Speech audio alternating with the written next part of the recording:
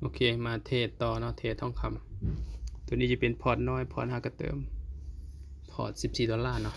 บวกเครดิตอีก$14 14เป็นประมาณ$30นะประมาณนี้แหละหรือว่า$28-$29เนี่ยอันนี้เรามาเซลล์ตรงที่นี่แหละเสื้อว่ามันหลุดแล้วเนาะ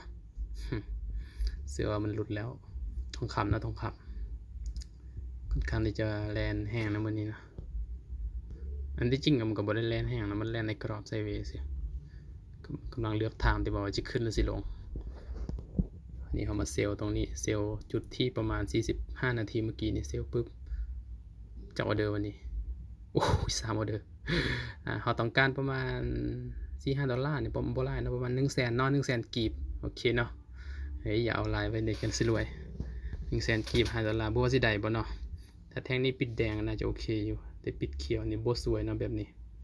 อันตรายโอ้โหรูดไปครึ่งนึงละเราสามารถเสี่ยงได้ประมาณนี้นะทุกคนเอาเป็นว่าถ้าติดลบประมาณ20เหรียญถือว่าเกลี้ยงนะอันนั้นพอร์ตนี่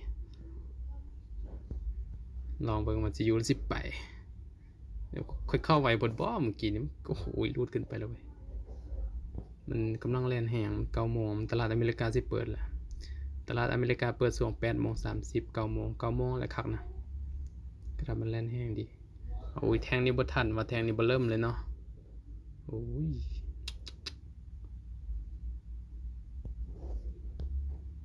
โอ้โหติดลบครึ่งนึงจะบาดตายอย่าเบิ่งทำเฟรมน้อยปกติค่อยเทรนทำสิเฮียนเทรดทำเฟรมน้อยแต่อันนี้ค่อยไปเทรดทำเฟรมใหญ่ว่ะขอ5เหรียญนะโอ้ยจุดนี้บ่สวยนะจุดนี้นะเป็นจุดที่กลับโตได้ทำเป็นเล่นไปทำเฟรม5นาทีนี่เป็นจุดที่น่าจะกลับโตมาแถวๆนี้เนาะแถวนี้นี่อาจจะดิ่งลงมาหรือว่าจะดิ่งขึ้นไปหรือว่าจังได๋แต่ว่าจุดนี้บ่ค่อยสวยเขาจุดนี้บ่ค่อยสวยเนาะโอเคบ่เป็นหยังบวกก่อนลูกพ่อบวกก่อนเขียนหยังแล้วค่อยเฮ็ดไปทางใดล่ะไปถ้าบวกก่อนนี่เอาอีบวกแล้ววะเอาวะโหยบวกบอดเหรียญวิ่งติดลบ4-5เหรียญสภาพ5เหรียญนะบ่หลายนะ5เหรียญครับปิดเลยนี่ปิดทั้งหมดเลยนี่5เหรียญ1 2 3 4 5โอเคสวยงามปิดเลย8เหรียญโอเคเอาวะ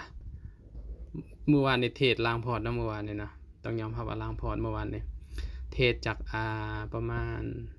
$48นะประมาณนี้เพราะว่าพอร์ตตอนนี้มันเติมหลายเถื่อเติม3-4เถื่อแล้วเทรดจาก$48แตะประมาณ300ปลาย400เนาะหลังจากนั้นเขาก็ถือบิตคอยไว้ประมาณนึงนะบิตคอยนี่เบิ่งนี่โอ้โหอนาจใจบิตคอยเมื่อคืนนี้บิตคอยเมื่อคืนนี้บวก200เหรียญแล้วเมื่อคืนนี้อยู่ไปอยู่มาตื่นเช้ามาพอร์ตหายไอ้สัตว์คือหลับก่อนยังบ่ทันได้ปิดมันหลับก่อนครับตื่นเช้ามาโอ้โหพอร์ต300-400เหรียญค่อยหายนี่จุดอย่าเชื่อได้เบิ่งจุดเขาเมื่อคืนนี้จุดใดวะนี่หาแล้วบ่นี่นี่จุดเขาเมื่อคืนนี้เขาเข้าจุดนี้แล้วเมื่อคืนนี้ประมาณนี้เลยประมาณนี้แล้วเขาเข้าจุดนี้แต่มันเนื่องด้วยที่เขาเข้ามันไลน์ออเดอร์เนี่ยมันโอเวอร์เทรดนะแบบจำแม็กไปเลยเนี่ยหลังจากนั้นมันก็ดีดลงมานี่ยังบ่พอดีดลงมานี่อีกล้างพอร์ตเขาก็มั่นใจแล้วมันต้องดีดลงมาประมาณนี้แต่ว่าเขาไปเข้าออเดอร์เพิ่มอยู่แถวนี้นี่ประมาณ 0.05 ประมาณ5ออเดอร์เขาโอ้ยถ้าบ่เข้า 0.05 ก็น่าจะโอเคอยู่อันที่จริงมันมาฮอดนี่มันบวกประมาณ170เหรียญแล้วเมื่อคืนนะเฮายังบ่อยากปิดมันดีดตัวลงมาวูบลงมานี่ปึ๊บล้างพอร์ตปึ๊บแล้วก็สะบัดขึ้นไปน่าจะประมาณ200ปลายเหรียญเนาะถ้ามันยังบ่ล้างพอร์ตน่าจะฮอดอยู่เมื่อวานน่าจะฮอดประมาณ500-600เหรียญน่าจะได้อยู่นะเมื่อวานนี้แต่ว่ามันล้างพอร์ตก่อนเนาะหลังจากนั้นมันก็มือซวยมันก็ไซด์เวย์อยู่แถวนี้มันจะไปทางใดต่อน่าจะขึ้นต่อได้อยู่เนาะนี่น่าจะลงมาฮับแถวนี้ก่อนจะขึ้นไปกับประมาณนี้ก็บ่แน่ใจคือกันโอเคนะครับเทียบทองคำตอนนี้นี่เมื่อกี้นี่บวกเท่าไหร่ละโอ้ยรีบปิดพดเว้ยโอ้ยวันนี้บวก8เหรียญเอามาคิดไรบวก8เหรียญมันทึกอะไรวะ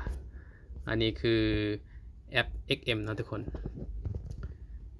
ผู้ใดที่อยากสมัครบล็อก XM ก็สามารถสมัครได้เด้อสามารถสมัครได้เดี๋ยวจะสอนวิธีสมัคร ดี๋ยวหาบัตรประจำตัวหมู่ครูก็มาสอนเพราะว่าอยู่คอมค่อยมันบ่มีโปรแกรมไอ้นั่นนะโปรแกรมสอนถอนเงินนะตัวนี้เฮามาถอนเฮามาลองคิดไล่เบิ่งว่าถอนมันไล่เรทเท่าใดวะปกติเฮาเติมนี่310,000 กีบเนาะแต่ว่าเฮาถอนนี่ขั้นต่ำนี่300,000 กีบเนาะทุกคนเติมนี่310,000 กีบเวลาถอนกับแบบนี้นะทุกคนนะนี่เข้ามานี่ปุ๊บให้เลือกตัวนี้นะทุกคนนี่มันอ่านว่าจังได๋วันนี้ลาว BCL1 นี่แหละ BC B Cell เนี่ยตัวนี้เนาะลาว BCL1 นั่นแหละทุกคนที่คนลาวเฮามักฮ้องหลังจากนั้นให้ใส่หมายเลขธนาคารแล้วก็ว่ากันไปยุกตัวอย่างตอนนี้มื้อนี้กี้นี่8เหรียญนะเฮามากดตัวเงินดอลลาร์ตัวลุมนี่โอ้โหจอโทรศัพท์ไว้กดบ่ติดว่า8เหรียญเนาะโอ้ยได้ประมาณถ้าไปเล่นไปได้ประมาณเท่าใดเมื่อกี้นี่8เหรียญจุด12เนาะทุกคน8เหรียญจุด12จุด12170,000 กีบนะทุกคนนะ79,000 กีบ โอ้บ่ธรรมดาตัวนี้ว่ะลงเมื่อกี้นี่บ่5นาทีเนาะโอเคประมาณนี้เลยทุกคนเนาะแคปไว้เดี๋ยวลง YouTube ฝากติดตามให้ทุกคนเด้อเดี๋ยวเฮามาเก็บมื้อละน้อยเนาะตอนนี้บ่เก็บหลายเนาะพอน้อยๆเฮาถ้าเฮาบ่ฟ้าวปิดเมื่อกี้น่าจะดีดลงตัวลงมาอยู่เมื่อกี้นี่เฮาค่อนข้างที่จะมั่นใจว่ามันสิดีดตัวลงมาเนาะ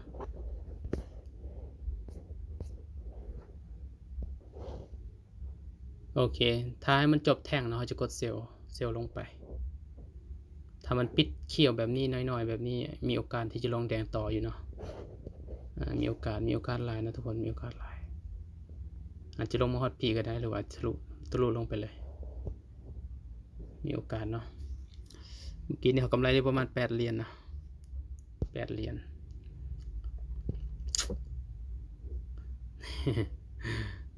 ถือว่าโอเวอร์เทรดเนาะทุกคนแบบนี้นะเพราะว่าโดยทั่วไปแล้วมันเงินมันน้อยเดียวมันแทบจะลง 0.01 บ่ได้ซำนี้เฮาลงแบบนี้ถือว่าโอเวอร์เทรดนะแต่ก็ต้องมั่นใจในแท่งเทียนมั่นใจในเทคนิคเจ้าของได้หน่อยนึงอันดับแรกก็ต้องกล้าได้กล้าเสียหั่นแหละมันก็ต้องกล้าว่าเฮารับได้ประมาณใดความเสี่ยงเฮารีบปิดโพดเมื่อกี้มันดีดลงมาแดงอยู่เมื่อกี้นี่แต่ก็บ่เป็นหยังเนาะบ่เป็นหยังปล่อยมันเราจะถ่ายให้มันปิดแท่งนี่ก่อนถ้าปิดแท่งแดงน้อยๆแบบนี้มีโอกาสลงมาแดงปิดแท่งเขียวน้อยๆแบบนี้มีโอกาสลงมาแดงต่อเนาะในเชิงเทคนิคของเฮาเพราะว่าตัวนี้มันถือว่าเป็นจุดที่มันเบรกละมันเบรกเอาละมันจะมีแหงทุบลงมาได้อยู่นี่เลยว่าจะให้มันออกแทงใหม่แล้วให้มันย่อตัวขึ้นมาน้อยนึงเราก็จะกดเซลล์เนาะมาเบิ่งดอลลาร์ก็ดีดลงตัวลงมาหันแรงเนาะโหยดีดลงมาแหงดอลลาร์นี่แทงใหญ่เบิ่มเลยต้องคำลงดอลลาร์ก็ลงต้องคำขึ้นดอลลาร์ก็ขึ้นเนาะส่วงนี้ก็เป็นหยังวะบิตคอยกับโอ้โหบิตคอยและอนาจใจเฮามาเบิ่งสกุลเงินว่ามื้อนี้ตัวใดได้แฮงตัวใดอ่อนค่าได้มื้อนี้โอ้ยดอลลาร์เนี่ยค่อนข้างที่จะแข็งค่านะดอลลาร์นี่ GBP EUR เนี่ยมื้อนี้โอ้ยแดงปีเลย JPY แดงปีเลยก็โอเคเนาะแบบนี้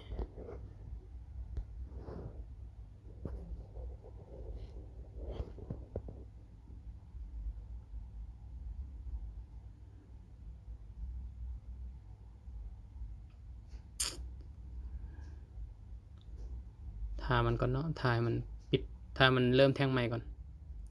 ก็จะกดเซลล์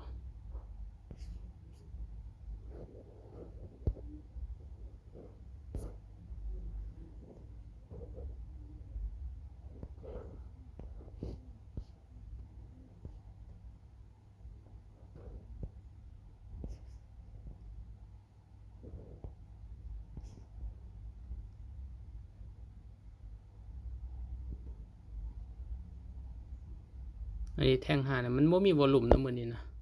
ค่อนข้างจะบ่มีวอลลุ่มเบิ่งจากแท่งเทียนแล้วมันน้อยๆนึงก่อตัวขึ้นไปแล้วนะโอเคแท่งใหม่แล้วนี่ใจเย็นนะเฮาสิบ่ฟ้าวกดเนาะแท่งแบบนี้มีโอกาสดีขึ้นไปเนาะแท่งแบบนี้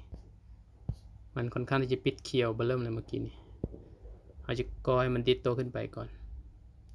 ถ้ามันอ่อนตัวลงมาเราจะกดเซลล์เนาะถ้ามันจะขึ้นไปได้มันต้องบ่ผ่านสายตัวนี้แน่นอนนะทุกคนเห็นบ่ตัวมาร์กไว้ในตัวนี้ถ้ามันลงมามันก็โอเคประมาณนี้เลย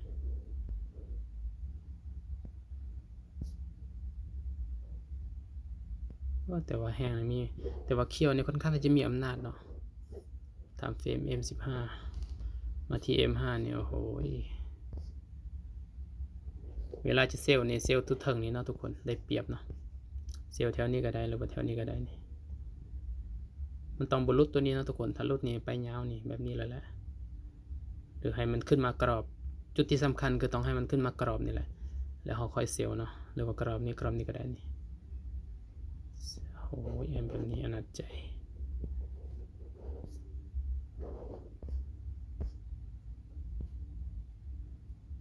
ไปเล่นไปเล่นแห้งนั่นเนี่ย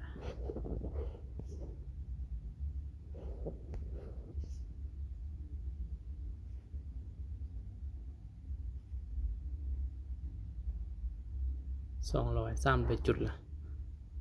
300พอยต์แล้วมั้ยเล่นได้เดียว300พอยต์ละ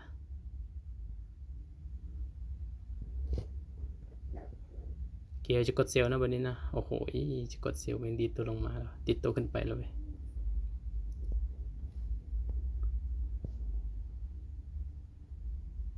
จบ5นาทีก่อนอันนี้5กับ1นาทีเนาะ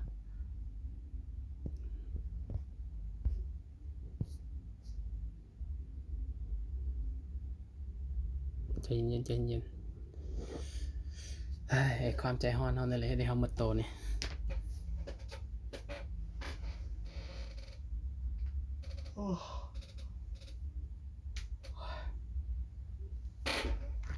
ใจเย็นดิดโตขึ้นไปแล้วว่ะมันจะกลับโตบ่นี่มันบ่มีวอลลุ่มไอ้มื้อนี้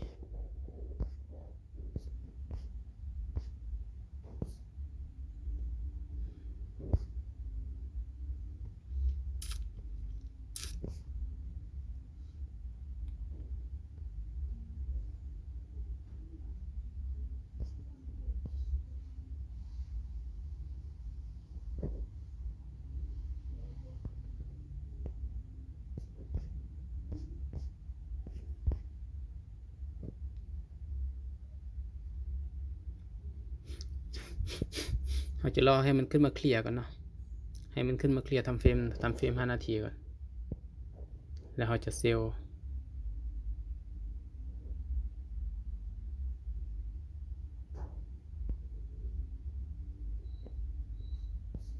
สเปซค่อนข้างที่จะทีเนาะ M5 เห็นบ่นี่ที่นี่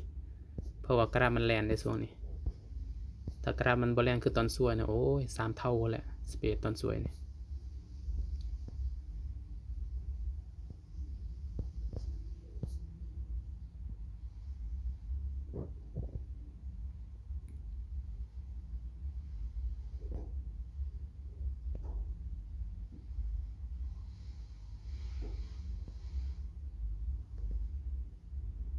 โอ้โหชิทะลุว่ะเฮ้ยทำไปเล่นไป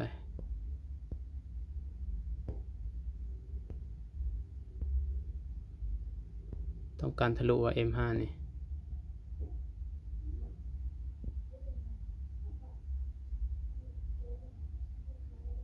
ทะลุแล้วไปแ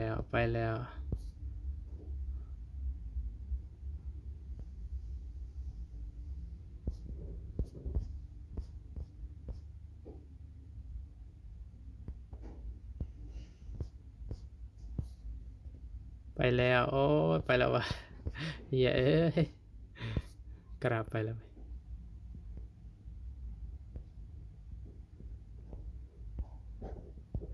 นี่จักโมงวันนี้แทงนี่แทงข่าวตินี่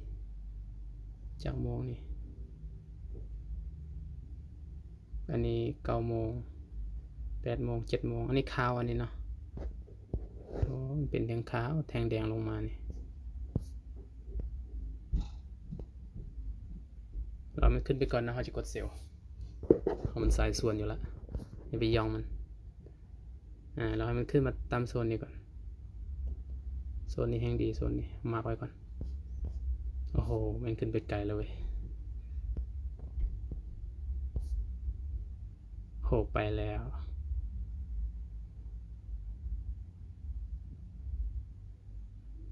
จาก100 จุดแล้วนี่โอ้ย600 700 จุดละขออีก800เนาะ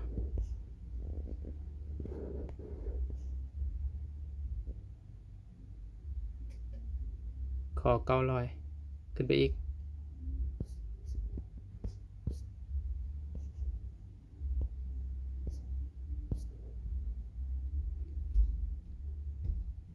โอเคเอาจะเซลล์นะวันนี้เนาะโอ้โหแหงว่ะกล้าไว้โอ้โหแหงโอเคเซลล์1โอ้ยพุ่ง2 3 4 5อุ้ยกดไลน์เท่าไหร่5 ออเดอร์เอาขอ200 จุดเนาะ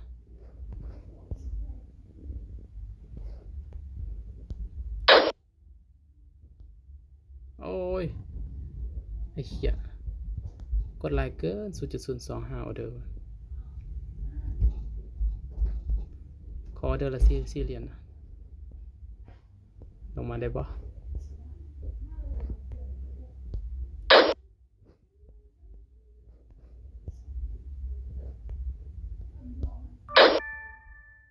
โอเคลงมาแล้ว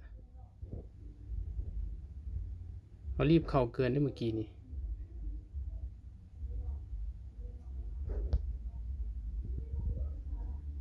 โอเคลงมาในเดียวนะบ่ไล่ทีพีได้ปะทีพีได้ปะโอเคลงมาโอเคสวยงามทีพี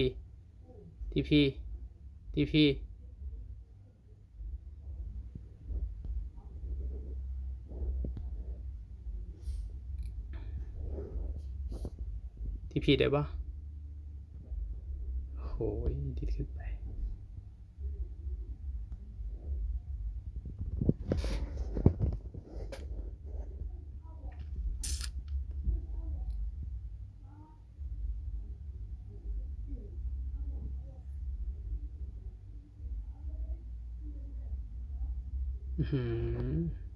ขึ้นไปแห้งแล้ว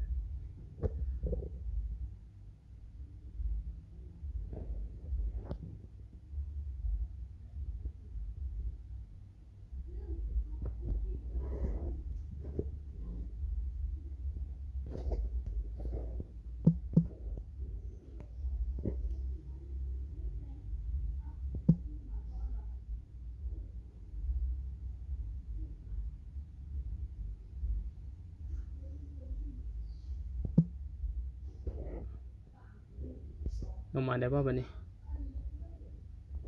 โอ้ยลงลายพดว่ะ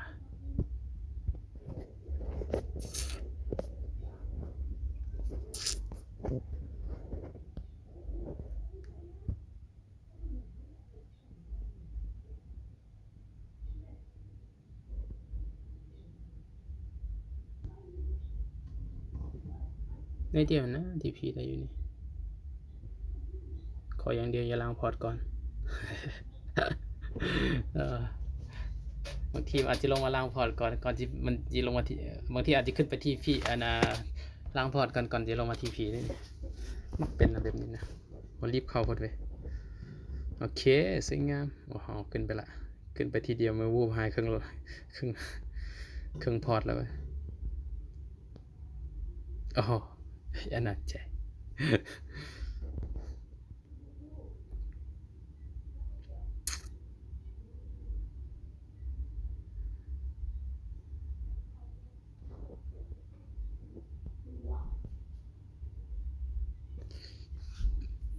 เบิ่ง4 ชั่วโมงก่อน โอ้ย DXY เนี่ยดีดตัวลงมาว่ะแม่งเอ้ย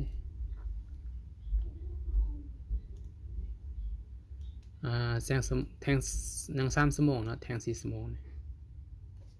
ยัง3 ชั่วโมง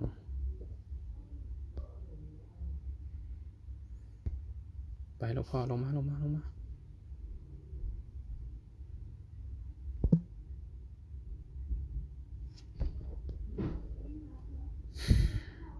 ก็จะปิดที่ประมาณ$15นะทุกคนถ้ามันลงมาที่ผีกันน่าจะฮอต$3อยู่แต่มันสิรอดบ่พอเท่าในเดียวนะมันดีแทงซะด้วยนะกระดาษโหแรงกดแทง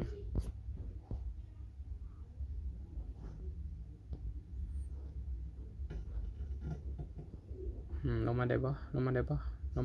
บวกกันโอ้โห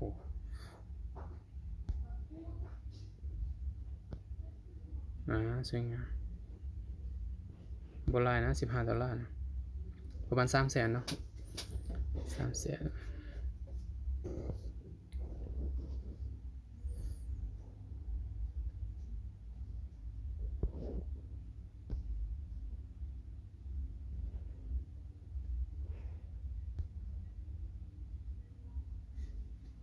โอเคลงมาทีพีเดี๋ยวปะ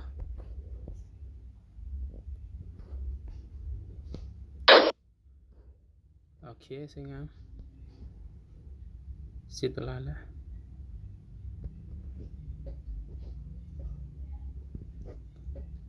อันที่จริงควรสิปิดแล้วได้นี่นะเพราะว่ามันรู้สึกว่ามันลงมาหลายละนี่มันลงมา200 ปลายจุดแล้วนี่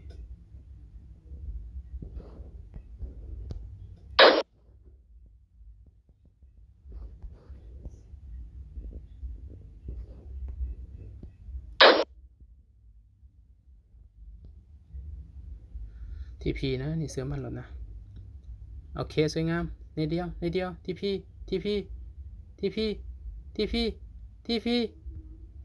วูบลงมาวูบอีกโอ้ย11นี่เฮีย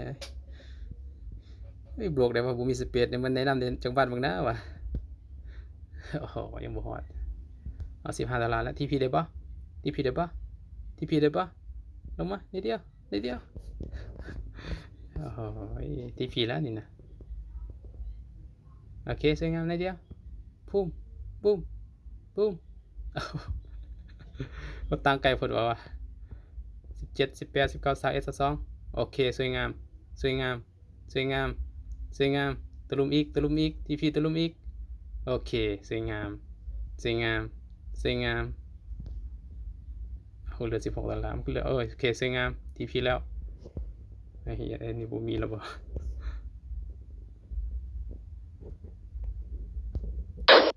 อันนี้$13ตัวนี้นะทีพีได้บ่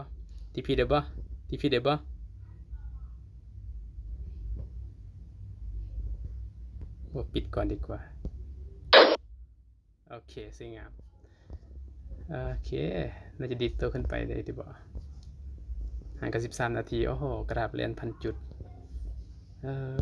ของแท้วันนี้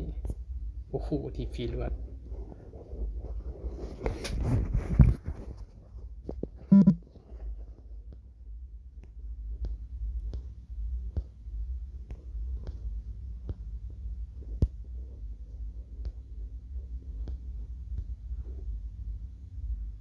โอเคประมาณนี้ทุกคนไว้เจอกันก็ให้ทุกคนบริหารความเสี่ยงเนาะกับใจเย็นเนาะทุกคนใจเย็นแล้วก็ต้องศึกษาต้องมีเวลาให้กับมันแดนิดนึงเรื่องกราฟนี่เรื่องจุดเข้านี่ถึงแม้ว่ามันจะมีแนวโน้มเทรนขาลงแต่การที่เราจะไปเข้ามั่วซั่วนี่บ่ได้เลยทุกคนมันจะลากเบิ่นเห็นบ่นี่ลากไปนี่แท่งเดียวนี่ฟาดเป็นพันจุดพันพอยต์นี่เห็นบ่เบิ่งเห็นได้เบิ่งนี่เห็นบ่นี่820พุทไอ้ใหญ่ๆบ่เริ่มนี่บ่ให้เว้านี่ 2,000 จุดผมว่าแล้ว 2,000 จุดเพราะฉะนั้นแล้วบริหารความเสี่ยงให้ดีๆทุกคนระบบที่ดีที่สุดนั้นคือระบบใจเย็นเองเนาะโอเควันนี้ก็กำไรประมาณ 1 ล้านแล้วติบ่เท่าใดวะ$57 57.36เอามาคิดไล่เบิ่งก่อน57.36อันนี้รวมต้นทุนเฮานำเนาะตัวนี้เนาะเฮาสิมาทอนออก57.36อันนี้มันเป็นอันนี้มันบ่แม่น X เข้าตัวเมื่อกี้นี่แล้วบ่นี่เฮาสิลองทอนเงินก่อนลองคิดไล่เรททอนก่อน เรททอนนั้นน่าจะประมาณ21,000เนาะทุกคนเนาะ21,000ปลายเรทเติมนี่22,000ปลายเนาะก็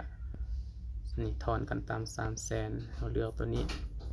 $57.57ไป1,200,000เฮาเติมอยู่330,000แต่ว่าเฮาเทรดได้1ล้านก็แปลว่าเฮากำไรประมาณ900,000ปลายเนาะทุกคนนะโอเคอยู่เนาะเทรดบอทชั่วโมง900,000ปลายโอเคก็ประมาณนี้ทุกคนเนาะ